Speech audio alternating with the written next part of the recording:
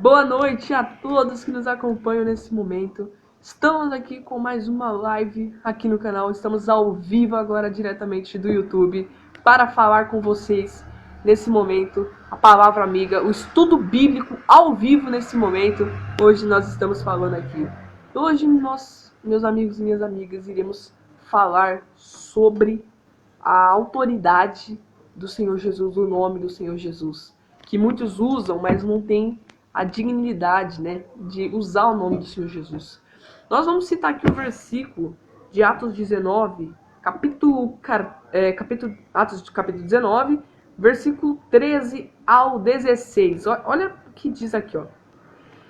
E alguns dos exorcistas judeus ambulantes tentavam invocar o nome do Senhor Jesus sobre os que tinham espíritos malignos, dizendo: "Enconjuro-vos por Jesus, a quem Paulo prega." E os que faziam isso eram 7 filhos de Seva, judeu, principal dos sacerdotes.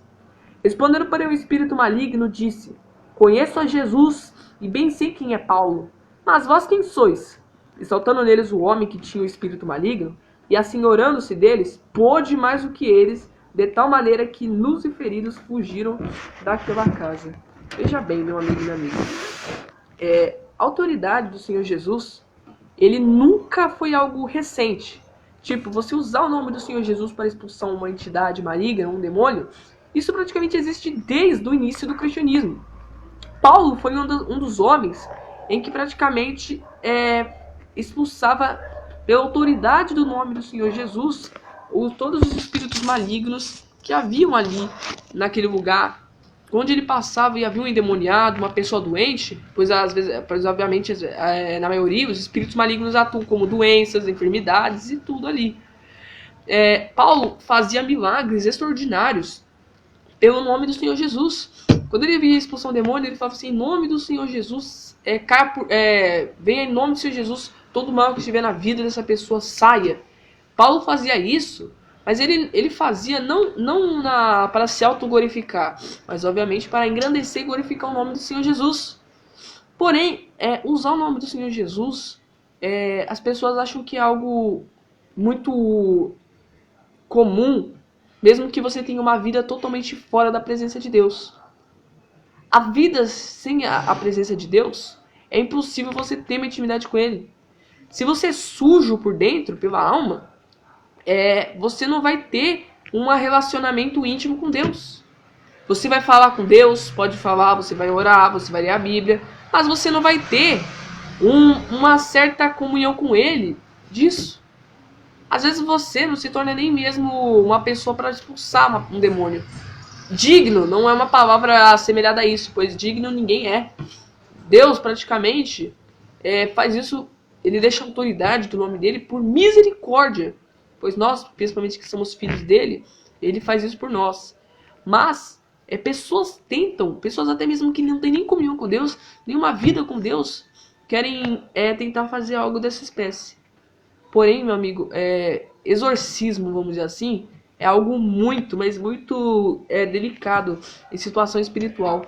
Pois praticamente o expulsar demônio é algo bíblico, que Jesus deixou essa autoridade para nós, e nós devemos usá-la, mas não para como se fosse uma brincadeira, ou algo muito que a gente trata de qualquer coisa, não.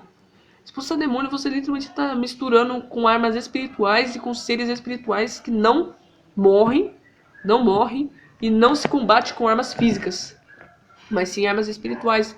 Arma espiritual é o que? A palavra. Como eu disse aqui, a autoridade de usar o nome do Senhor Jesus é uma das semelhanças da palavra. Nós temos autoridade pelo nome do Senhor Jesus porque Ele nos deu. Quando a gente usa uma palavra contra o mal, contra o demônio, ele vai sair. Obviamente ele vai sair, pois a palavra de Deus é muito mais poderosa do que qualquer ser que habita aqui. Demônios, anjos, tudo isso aí é apenas outras coisas. Deus, ele é mais poderoso, a palavra de Deus é mais poderosa. Diz na palavra de Deus que tudo passa exceto a palavra. Mas a palavra, ela existe desde o início. Deus, ele criou o mundo, ele criou o universo pela palavra. Quando ele criou a luz que nós temos, o sol, surgiu tudo pela palavra. Quando ele falou, haja luz, Deus determinou, houve luz. Tudo iniciou por uma palavra. Já parou para pensar? Tudo realmente iniciou com uma palavra. De acordo com a palavra de Deus, que é a verdade, tudo iniciou com a palavra. Então, a palavra tem essa autoridade. Tanto até mesmo para amaldiçoar quanto abençoar. Pessoas usam a palavra para amaldiçoar pessoas, para desejar o mal, para desejar intrigas, coisas negativas. E às vezes para abençoar, usar o poder da palavra para abençoar, é o que menos acontece na vida, não é mesmo? As pessoas têm vontade mesmo de usar as palavras para o si próprio e para a sua própria vontade, e não querem fazer isso na base da vontade de Deus. Entende que praticamente isso é algo totalmente contra a palavra do Senhor Jesus, pois ele ensina que nós devemos usar a palavra para abençoar. E principalmente a gente tem que usar o nome dele, a palavra que sai, tipo, determinando, em nome do Senhor Jesus, todo mal, todo demônio que estiver aí, toda casta maligna venha sair em nome de Jesus, a gente está colocando o nome de Deus na nossa boca. Uma vez eu citei uma pregação aqui na igreja do lado, pois Deus, graças a Deus, o Espírito Santo me usa também para isso. Falei sobre a autoridade de nós falamos de Deus. Eu falo que tem gente que usa o nome do Senhor Jesus em vão, já viu? Pessoas que usam o nome de Deus para coisas que nem tem nada a ver. Coisas que realmente nem são determinantes para isso. Por exemplo, tem pessoas que usam o nome de Deus em vão.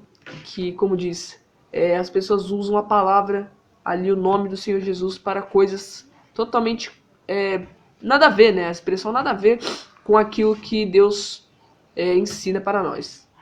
Lá em Êxodo 20, fala sobre os 10 mandamentos, certo? E um dos mandamentos é não useis o nome do teu Deus em vão.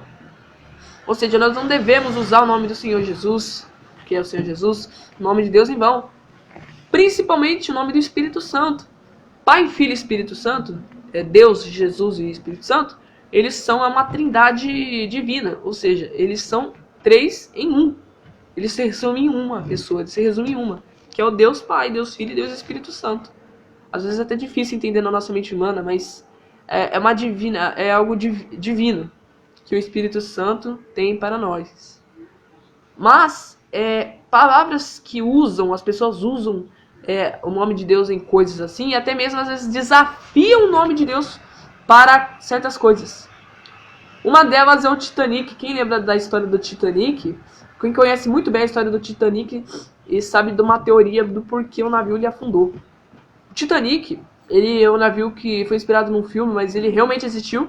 Ele não foi uma história fictícia, ele realmente existiu. E ele era um navio que era muito forte mesmo. Era meio que impossível, né, de derrubar, assim. E meio que quando ele tinha em navios assim, era meio que ele é muito seguro. Ele era destacado ali pelo povo, pela multidão, como um navio seguro. Porém, o dono daquele Titanic falou que o navio ele é tão forte que nem Deus podia derrubar.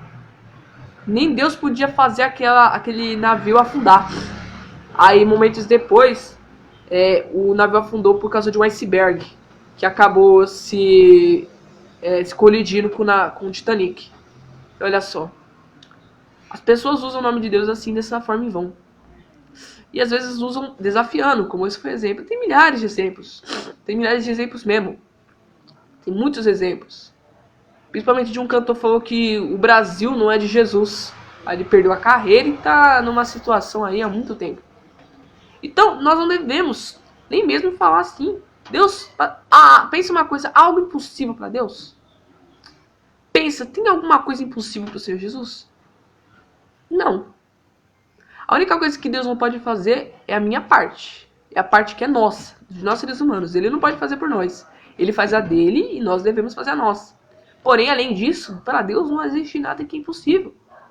Impossível, Deus não sabe nem, não conhece nem a palavra impossível, né? Porque impossível não existe nada, não existe impossível para Deus.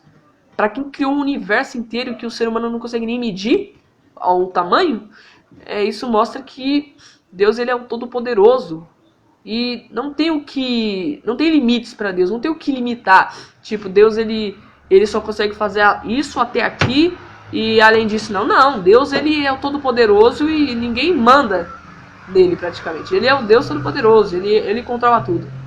Então, o que nós devemos pensar? O nome de Deus, ele é fiel.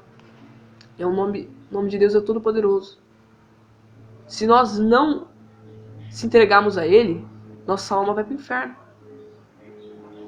Para uma pessoa que é tão poderosa como o Senhor Jesus, ele quer salvar nossa alma. A alma de um ser humano, né, que não é de nada, praticamente para Deus não é uma poeira, né, nesse lugar. Deus, ele criou o universo, ele está muito longe desse universo aqui, né, na mente do ser humano, mas na verdade ele está perto. Deus, ele é onipresente, ele está nesse momento aqui do meu lado, ele está aqui, ele está aí, ele está em todo lugar. Ele está me vendo nesse momento, ele está te vendo, ele está me ouvindo, ele está te ouvindo, se você está fazendo, ele sabe o que você pensa, ele sabe o que eu penso, ele sabe o que nós planejamos no futuro, ele sabe até o que eu vou falar agora, ele sabe o que você vai falar, ele sabe de tudo. Deus sabe de todas as coisas. E você pensa, né, de um Deus todo poderoso assim, ele quer que nós entreguemos a nossa vida para ele. Pois ele quer que nós sejamos salvos por ele. Você pensa, mas Vinícius, se para Deus nada é impossível, por que ele não salva nossa alma se nós precisarmos procurá-lo? Porque ele deixou o livre-arbítrio. O ser humano tem dois caminhos. Ou escolhe o caminho da liberdade, entre aspas, né? Liberdade que para o homem é uma liberdade, que é para fazer o que ele quiser, né, em toda a vida. Ou o caminho benéfico, que é o caminho da salvação, que vai trazer o que é benéfico pela eternidade, que é a salvação da nossa alma. As pessoas se preocupam do que é daqui, do que é de agora, do que é material, e não pensam no que é eterno, que é a salvação da alma. A palavra de Deus, quando ela não passa, ela está sempre conosco aqui e nunca vai desaparecer. Ela realmente está sempre conosco.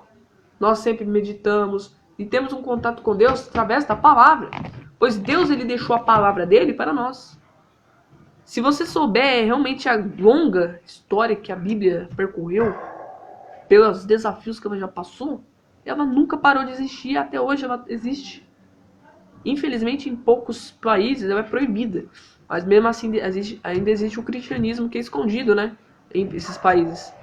E olha só, eu vou contar um pouco da história. Havia muitos políticos, sabe? Políticos de vários países. Lá pro século XVII, principalmente, as pessoas, esses líderes, proibiam a venda de Bíblias, queimavam as Bíblias e falavam que era um livro... Eu não sei o que eles achavam, gente. Eram endemoniados mesmo. Queimavam a Bíblia, proibia, e quem lia podia até mesmo ser preso, morrer. Mas aí sabe o que acontecia? Eles morriam. Eles queriam matar os cristãos e eles que morriam. Não é que Deus é vingativo, meu amigo. Não é para você entender o contexto de que Deus, ele se vinga por uma pessoa que insulta a palavra ou insulta ele. Mas é porque o ser humano é que escolhe o que planta. Diz na palavra que de Deus não se zomba. Tudo que o que se planta, certamente colherá. Pode demorar um dia, pode demorar um mês, uma semana, um ano, pode demorar um tempinho, mas o fruto que você planta agora, você vai colher futuramente. Não pense que que você vai plantar algo que é ruim e você vai percorrer o caminho, você vai colher algo bom. Não. A lógica é assim, se você plantar algo bom, você seria muito injusto no futuro você colher algo ruim. E também seria injusto se você plantar algo ruim e você colher algo bom. Seria injusto das duas formas. Então, o que você planta de negativo, você vai colher. Tipo, pessoas que... Eu já vi testemunhos de pessoas que eram do mundão mesmo. Eles faziam crimes, eram criminosos, traficantes. Aí eles conheceram o Senhor Jesus e se entregaram. Porém, eles escolheram o quê? Escolheram a tráfico, colheram o que era ruim. Aí mesmo cristãos com a vida entregue nas mãos de Deus foram presos. Mas depois foram soltos. E hoje vivem servindo ao Senhor Jesus. O que isso nos mostra? Que o que a gente planta vai ser concluído. Pode demorar um tempinho, pode demorar um tempão, pode demorar sei lá quanto tempo. Mas o que é certo é que futuramente nós vamos colher aquelas atitudes que nós plantamos uma certa vez. Em um dia nós vamos plantar aquilo.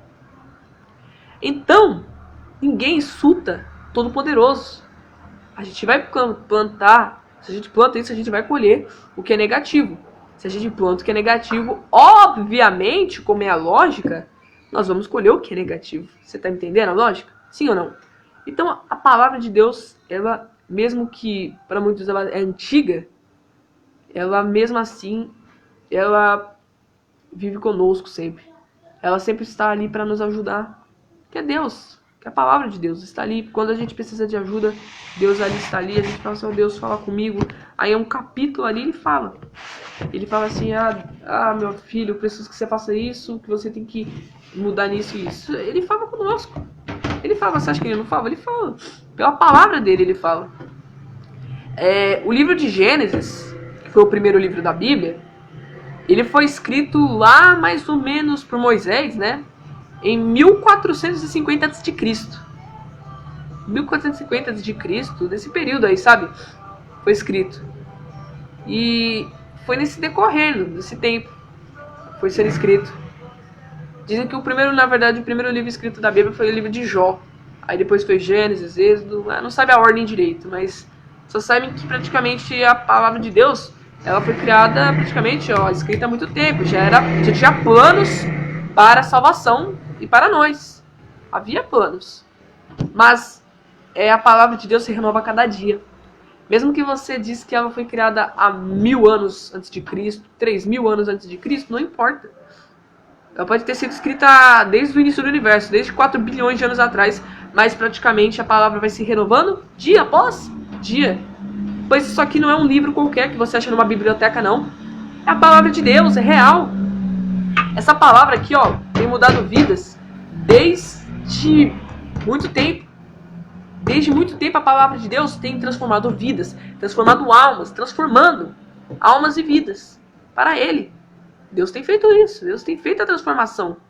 Deus tem feito a mudança, a libertação pela palavra dele. Então, o que nós devemos entender? Que a palavra vai se renovando dia após dia, nos dando força, nos dando vigor ali, no meio da batalha, no meio da tribulação. Nós podemos estar vivendo uma tribulação, totalmente uma perseguição, sabe? Mas Deus estará ali conosco para falar, para ali estar conosco ali para nos orientar através da palavra dele. Amém? Então, meu amigo, o que nós devemos aprender? Sempre confie no Senhor Jesus, na palavra dele. Deus, ele fala conosco em todas as formas. Ele fala conosco pela palavra. Ele fala conosco até mesmo pelo evangelho ali, pela pregação de um culto, de uma reunião. Ele fala. Você acha que ele não fala? Ele fala. Então, nós devemos confiar na palavra, nós devemos confiar nele em todas as formas, em todos os aspectos, toda a nossa fé nele. Agora você vai me lançar, mas eu não tenho fé. Eu acho que muitos aqui, principalmente espectadores recorrentes aqui, já sabem, né? Há muito tempo que eu tenho falado, Deus coloca a fé em todo mundo. Desde quando você já nasce, você já pisa na terra aqui, meu amigo, você já é bem-vindo nesse planeta, você já tem fé. Deus, ele coloca fé.